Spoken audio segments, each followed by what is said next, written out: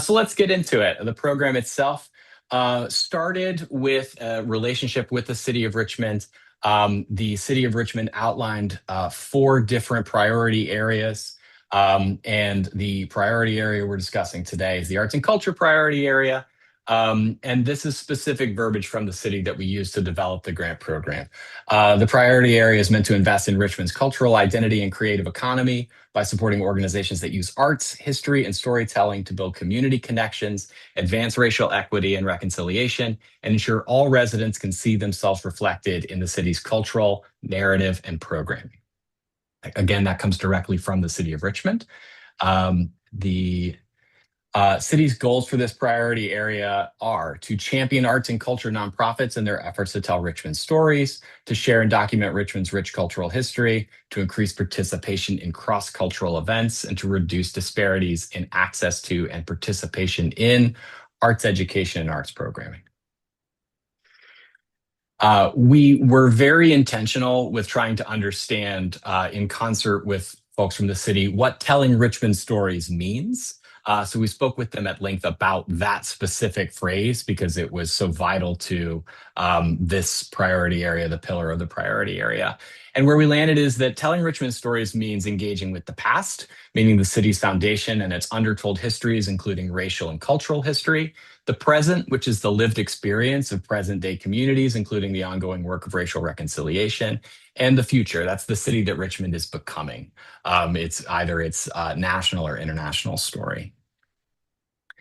The program at a glance, having engaged with the city and being offered the opportunity to administer this program, we've recommended that this program is for unrestricted general operating support for arts and culture organizations. The grant period is from January 1st to December 31st, 2027. The award levels will be up to $50,000, up to $25,000, and between $5,000 and $10,000. But there is a cap on those awards, and awards will not exceed more than 25% of an organization's annual operating budget. The portal for applications will open on the 17th. That's our target for that portal being open. And the portal will close on September 15th, 2026 at 4 p.m. What do we mean by unrestricted operating support? That's funds that support the operations or organization's general operations. It's not for a single project or program. The use must be consistent with the application and fall within the grant period, which again is January 1st to the end of 2027. Multi-year applications are not accepted, and awards cannot cover expenses that were incurred before January 1st, 2027.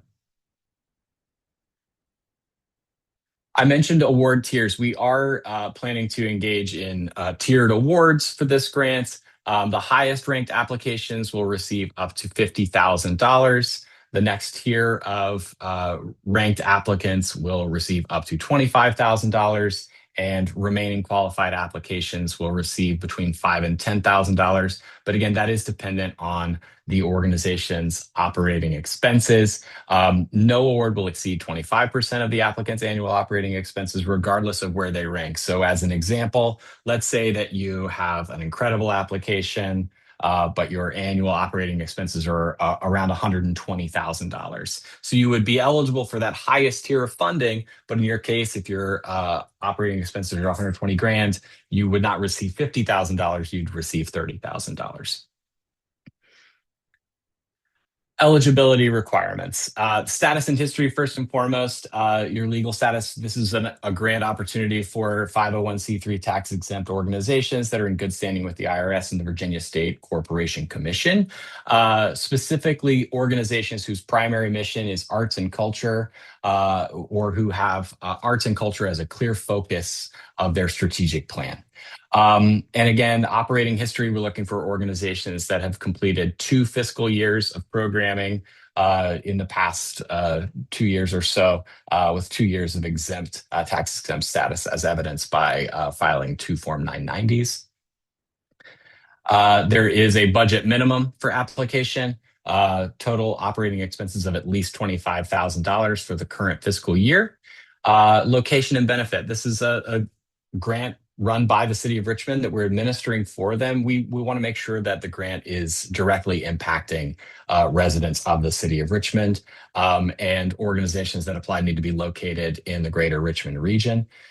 Finally, if you have received funding from either the City of Richmond or CultureWorks in the past, you need to be current on all reporting for those grants, and you need to be proactive about acknowledging changes in funded work.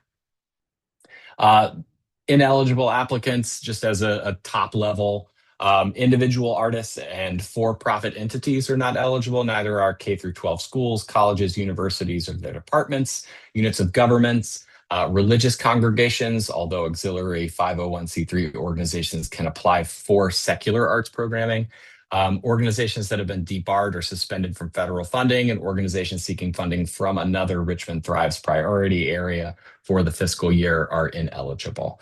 I can go into more detail there in the Q&A session, but the short version is there are 4 priority areas, and per the City of Richmond, you are only eligible for 1 at a time. So you can apply for ours, but not in early childhood development, as an example. Or you can choose to apply for that grant, but not ours. But you need to make that determination for yourself. Fiscal sponsorship. We get a lot of questions about whether or not organizations that maybe don't meet all of the eligibility requirements on the nonprofit status side can apply for this grant. The answer is yes, but you can do so. You need to do so with a fiscal sponsor. A fiscal sponsor would be the entity that receives and administers the grant funds for the work. The sponsor must independently meet every eligibility requirement. So going back to the eligibility requirements for this grant, if the organization that's sponsoring you doesn't meet those eligibility requirements, they can't serve as your fiscal sponsor. The sponsor organization is the primary applicant. They'll be filling out the majority of the application, but the fiscal sponsor will be asked to submit a separate portion of the application. So be mindful of that. Finally, the sponsor assumes full legal, financial, and programmatic responsibility and is the party that's under contract. Another note here, an organization can only serve as a fiscal sponsor for one other organization. They can't apply for themselves and serve as a fiscal sponsor, but they can only be a fiscal sponsor for one organization at a time. Let's talk a little bit about the applications review and how it'll be scored. We are recruiting a volunteer panel from representatives of the community, specifically from the City of Richmond, who represent its culturally and economically diverse population. We are recruiting artists, patrons, nonprofit leaders, and other funders. We may include city staff as part of that panel. A majority of our panelists will live or work in the City of Richmond, and panelists with a financial, governance, employment, or close personal tie to any applicant are recused from reviewing that application. Total scoring for the application across 6 categories could equal a total of 120 possible points. Every category is going to carry equal weight, and I will get into those categories now. The 6 categories under which you'll be scored are as follows. 1, telling Richmond stories and cultural significance. 2, the benefit to Richmond residents. 3, access and equity. 4, community engagement, audience development, and arts education. 5, organizational capacity and stewardship. And finally, overall impact, which is effectively how all 5 of those prior categories converge to create qualitative and quantitative impacts for the City of Richmond. So getting a little deeper into these, telling Richmond stories, the panel will be looking at the quality and authenticity of the work and how strongly it tells Richmond stories. Measurements include engagement with undertold histories, including racial and cultural history and racial reconciliation, contribution to Richmond's emerging national and international reputation, and the quality, depth, and distinctiveness, as well as the authenticity of the work being created. To the benefit to Richmond residents, how directly the work reaches and serves people in the City of Richmond. That includes the programming, audiences, and participants located in and drawn to the city, the degree to which the quality and accessibility of programming adds to Richmond's vitality and its civic and economic fabric. The third category, access and equity. This is how the organization removes barriers to participation and advances racial and cultural equity. The panelists will be looking at the removal of financial, physical, linguistic, cultural, and geographic barriers to participation, as well as how programming, governance, and community relationships advance racial and cultural equity and racial reconciliation. The next category, community engagement, audience development, and arts education. This is how the organization listens to and is shaped by the communities that it serves. We're looking at how involved and impacted by the community the organization is. So that's the strength and significance of partnerships with community stakeholders, audience growth and diversification over time, including cross-cultural participation, and the organization's commitment to exposing the next generation to arts and culture. Category 5, organizational capacity and stewardship. This is a measurement of the organization's ability to deliver the proposed work and to steward public funds. So we're looking at governance, financial health, and planning, past performance in delivering proposed work and managing prior public and private funding, as well as the strength and feasibility of current and planned programming. And finally, overall impact. This is the potential short and long-term impact on the city and its residents assessed relative to the organization's size. Things the panel will be looking at include the ways in which the other scoring categories align to deliver for Richmond residents, the expressed vision and qualitative impact of that vision, as well as the quantitative impact on the city's priorities. From scores to recommendations. So every panelist is going to review each application independently over a 4-week scoring period. The panel will then meet together to review their scores and will collectively come to a consensus on funding recommendations within those tiers. The reviewers will strive to recommend qualified applications across small, medium, and large organizations. And the city will review the recommended awardees at the end of that process. And they're primarily looking only for duplicative funding there. Meaning if you answered no, we're not applying for any other priority areas at the beginning of your application process, but we find out at the end that you actually did apply for more than one priority area, that's something the city's going to be keeping an eye on. How to apply. The application is currently available on our website. The questions are all available to you, so you can review those. And I'm sure Rachel, if she has not already, will drop a link into the chat so you can access those in the short term. But the application portal is not yet open. The portal, we are targeting an open date of August 17th for that portal. And the portal is hosted on SM Apply. You can find that link again in the chat as well as on our website. The portal will hopefully open on the 17th of August and will close on September 15th at 4 p.m. Late submissions will not be accepted, and we will be creating what I will call a short tutorial on how to engage with SM Apply, and that'll be available on our website soon. I want to make a quick note. The portal does close on September 15th at 4 p.m. I would encourage you to engage with the portal prior to September 15th at 3:45 p.m. Because you may find if everybody on this call decides to apply all at once, that the system may be overloaded and you may get stalled out. And that's not where you want to be. It's not where I want to be. So again, I would encourage you to apply as soon as you feel comfortable, but not at 3:59, because you're going to run into trouble, or you could. Required materials for the application. You will need your IRS 501c3 determination letter. You'll need copies of your 2 most recent IRS Form 990s. We'll need P&L statements from your most recently completed fiscal year, audited if you're an organization with a budget of more than $1 million. Or unaudited as needed, and a current balance sheet showing the current fiscal year or the operating budget. More materials include a board roster with identifying officers and key staff, paid or volunteer staffers, as well as if they're playing a key role in your organization, we'd love to have a sense of who they are. There will be narrative responses for each of the 6 criteria. The application is organized by those criteria, so you know what you're writing to in each section. Also, we'll be collecting audience and participant data, including zip code residency data, if that's available, as well as demographics for communities served, as well as folks on your board and your staff, and work samples, items that document what you do, how you do it, and the way in which you do it. That can include programs, media links, or letters of support from folks in your community. The timeline for this grant, as mentioned, we're doing an information session today. I didn't mention that, but I hope that's obvious. You're on it with me right now. We are recording this session. That'll be posted onto our website.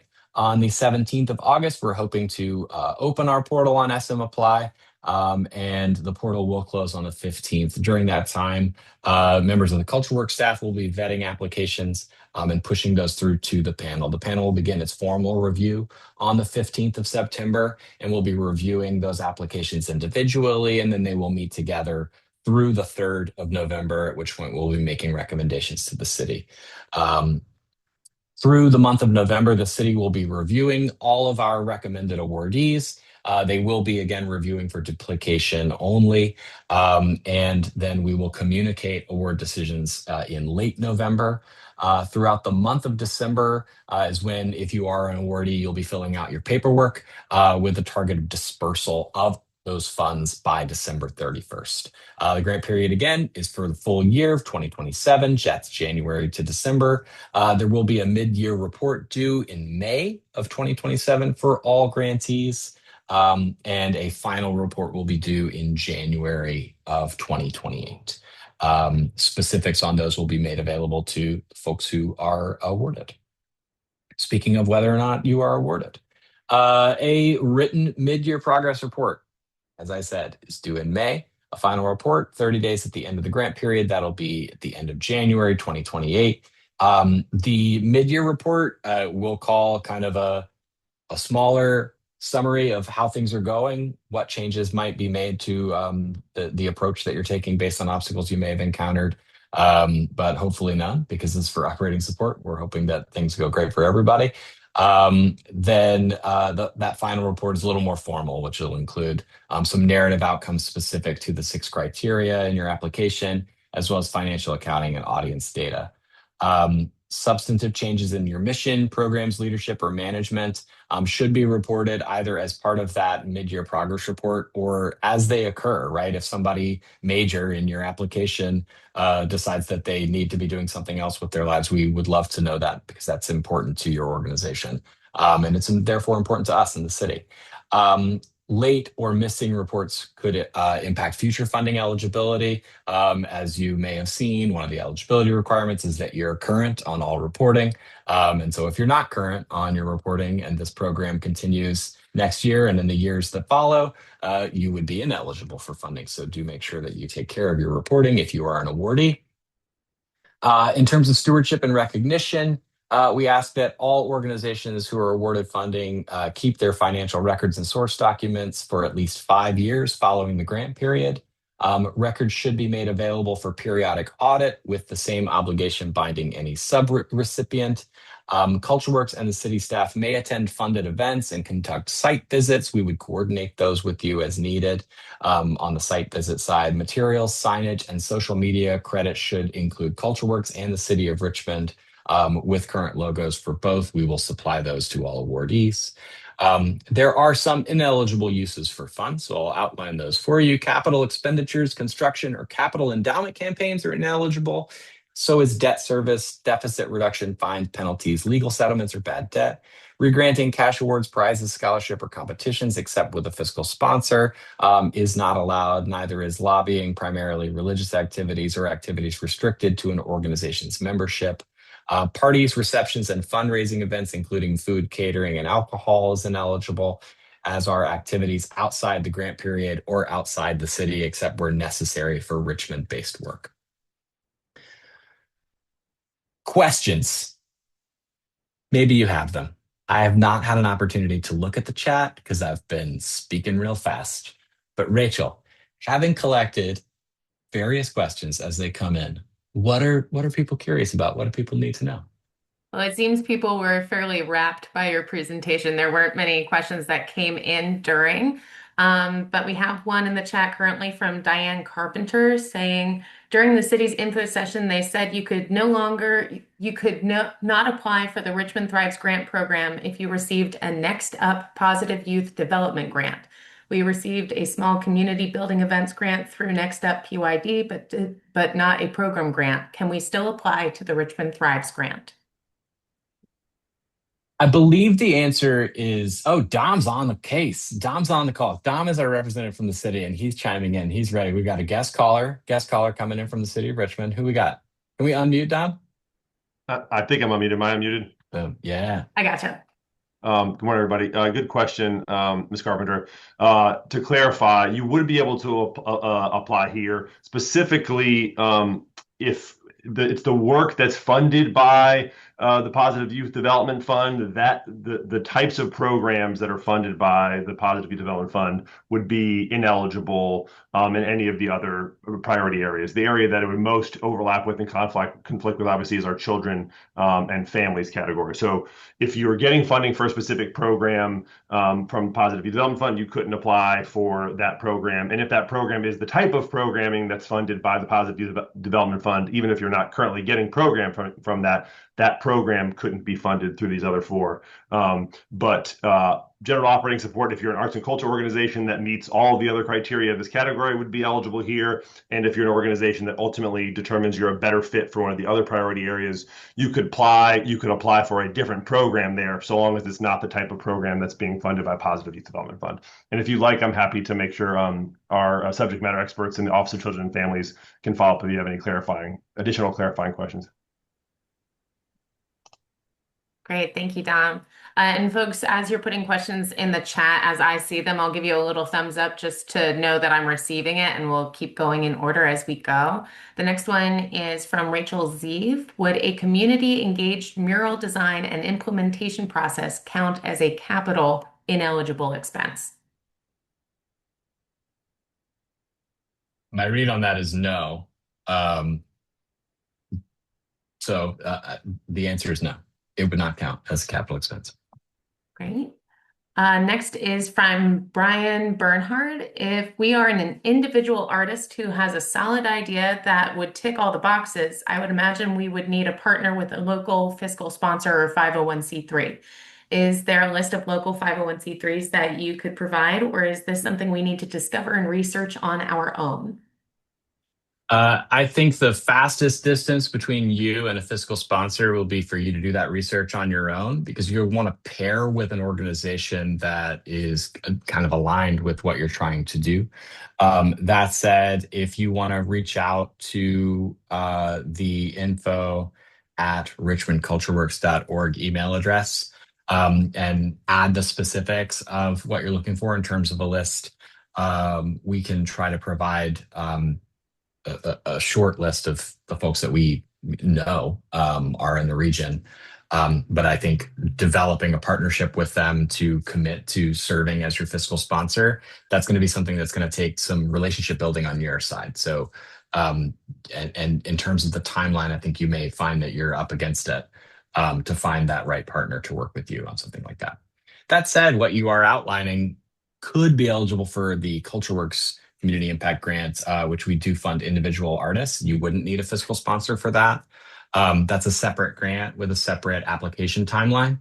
And I'd be happy to share some more information with you about that grant outside of this call. Yeah, Jeff, do you want to speak at all to, outside of this call, resources available for additional questions? Sure.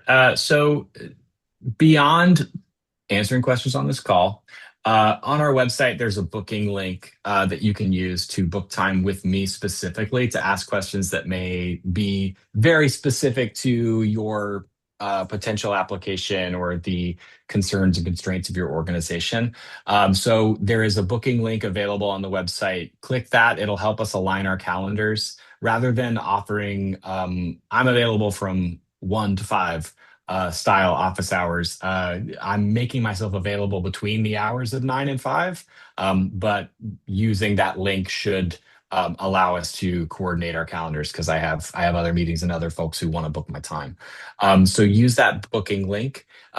If for whatever reason that link does not allow us to align our calendars in a way that works for you, please use the email address info@richmondcultureworks.org and express that the booking link isn't helping you find appropriate time. And Rachel and I will work together to figure out a time that works for you and for us to answer your questions. Most of the questions that you may have are probably outlined in the guidelines. So I'd encourage you to really engage with the guidelines and read them. But if you do have specific questions and you don't want to listen to me talk during a 15-minute face-to-face meeting, you can email us. Use that email address, info@richmondcultureworks.org, and send us your specific questions and we'll answer them in text form. Great, thanks, Jeff. And in the chat, I just dropped the link for booking a written form of that info at email and reposted the link to our website that gives a link to, ultimately we'll give a link to the online application portal, to our guidelines, and to the preview application. So looking back in the chat now, Mary Burris has a question of who makes up the review panel and what is the process for decision making? So the review panel is recruited from community members who primarily work and or live in the city of Richmond. We're looking at artists, individuals who work in the nonprofit sector, community leaders to help guide the decision making for this particular grant program.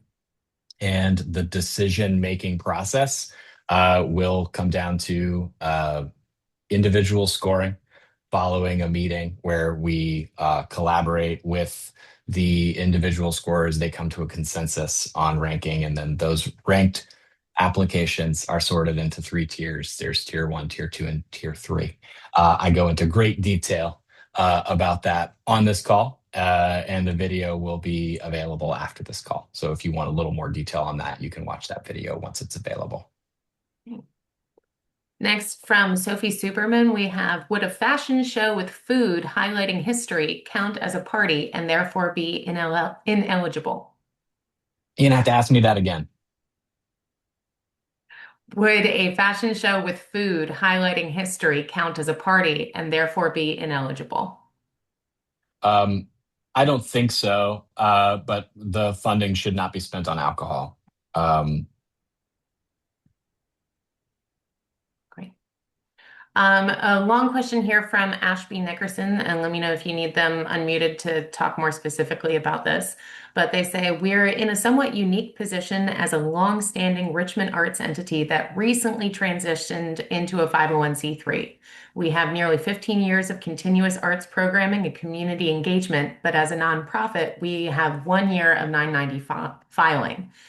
They're trying to better understand how the city views that history when it comes to eligibility for this funding opportunity and what is required of an established nonprofit track record.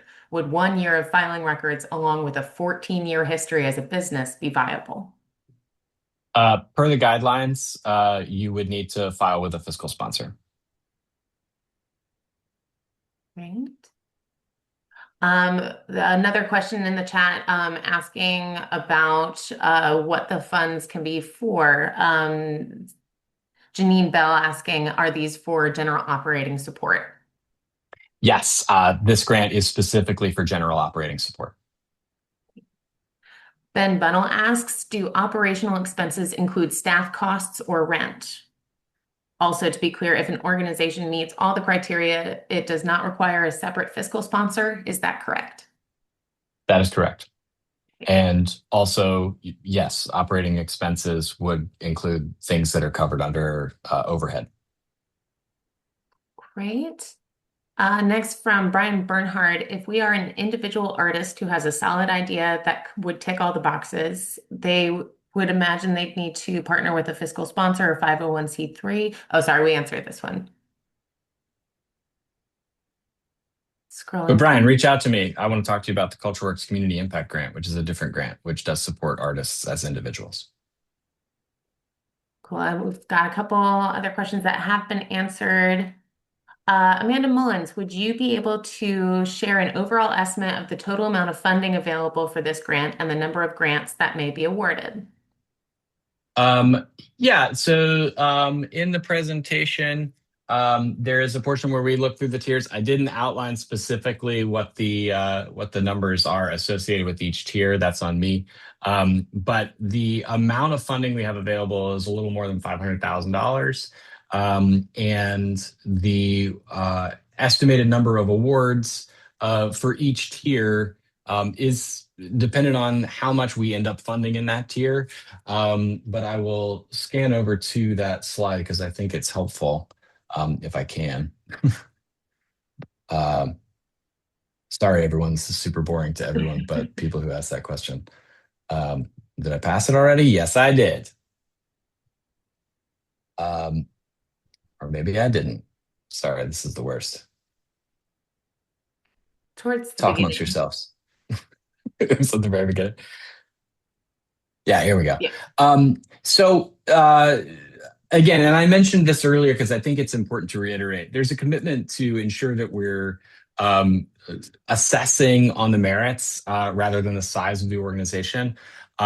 So if you're in tier one, but you're a very small organization, you'll be funded at 25% of your operating budget. If your operating expenses are $120,000, but you're in that first tier of applicants, meaning the cream of the crop, as Macho Man Randy Savage might say, you're going to be eligible for 25% of your budget rather than $50,000. So if you had $120,000 of operating expenses, your award might be $30,000 instead of $50,000. And what that creates is a little more headroom in that tier one space.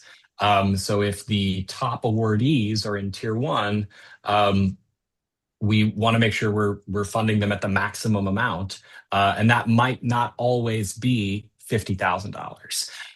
So the panel will work with the funds that they have and the stratification of scores that they end up with at the end of that process. And so we do have these estimated award figures, which is just kind of raw math based on what those numbers might be. So we expect to award between 2 and 5 awards in that first tier of funding, that max funding category. The next highest ranked applications, which would be funded up to $25,000, we expect to award 10 to 15 of those. And finally, in tier three, between $5,000 and $10,000, we estimate awarding between 15 and 30 of those, again, with a total amount of funding around $500,000. Combining some questions here for a next one about the panelists specifically. One, are panelists racially and culturally diverse? And will all panelists read all of the applications? The panel is racially and culturally diverse. The question of whether or not panelists will review all applications is one that we're investigating internally right now, in part because we don't know exactly how many applications we'll receive. The intention is to have every panelist engage with every application. Great. Next question from Steve Werby. First of all, saying great presentation, so thank you, Steve. But says, I think I saw activities outside of Richmond as being ineligible. Can you clarify whether that means outside of the city or outside of Greater Richmond? And they say that they are intentionally hosting their programs in a range of venues in Richmond and elsewhere in the Greater Richmond area. So they're curious whether that limits eligibility. Outside of Greater Richmond would be a more specific way to think about that eligibility aspect of where funds can be spent. And we have called out our CultureWorks' service area in the guidelines that we include on our website and definition of Greater Richmond area. Maria says, what would a new nonprofit that's only been around for about 2 years require? What email do they email for additional questions regarding a project that would be great for a community, but with a small new nonprofit? Yeah, so if you have specific questions, I've just moved the slide over from where I was, and now it says the info at Richmond CultureWorks email address is going to be the fastest way to get answers to specific questions. The eligibility piece of your question, you say you're a relatively new organization with, it sounded like 2 years of organizational history. If that's true, then you'd be eligible to apply. If that's not true, or you're on the cusp of that, then you're ineligible and you'll want to apply with a fiscal sponsor. Kind of combining these next two questions from Betsy Hart and Diane Carpenter, who are asking about our other grant opportunities. So is the Richmond Thrives grant completely separate from other CultureWorks grant opportunities? Yes. And Diane wants to know if you can apply to the CultureWorks Community Impact Grant if you receive and or apply for this Richmond Thrives grant. Absolutely. And I would encourage you to do so. Ashley Carroll is asking, as an organization that has been around for 20 plus years, but newly in Richmond, does that limit their eligibility? Part of the eligibility requirement associated with serving the population of Richmond is that we look for a history of directly impacting residents of the city of Richmond for the past 2 years or more. And that is the end of questions that I see in the chat. If anybody has any additional questions, wants to raise their hand or toss a few more questions in the chat, we've got a little time.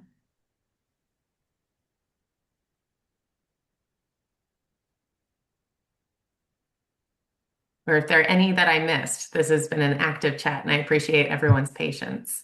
The active chat. Thanks, Matt. Last call. Oh, we got a solid presentation. We got a many thanks. Well, I want to thank all of you for participating in this call. We are working actively every day to make this application as approachable and accessible as it can be. I'm a human being. I make mistakes. I will endeavor not to make any on this particular program. But if I do, apologies in advance. But I will always seek to go the extra mile to get you the answers to the questions that you have. So use that email address, use that booking link. I want to engage with you. I want to meet with you. I want to talk to you about the program. We developed the rubric. Oh man, we got a lot of human beings in the chat, which is exciting. I developed the rubric specifically to give you the space that you would need to talk about the ways in which you are shaping, changing, impacting the people who live and come to hang out in the city of Richmond. And we want to see that from you. But as you engage with the application, if there's a question you don't understand or you don't know why it's being asked of you, reach out because I will be able to answer that question for you.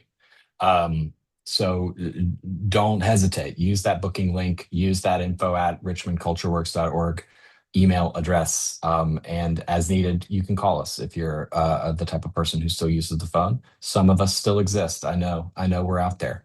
So use the phone as needed. Anything from anybody else? Scott, you got anything to add?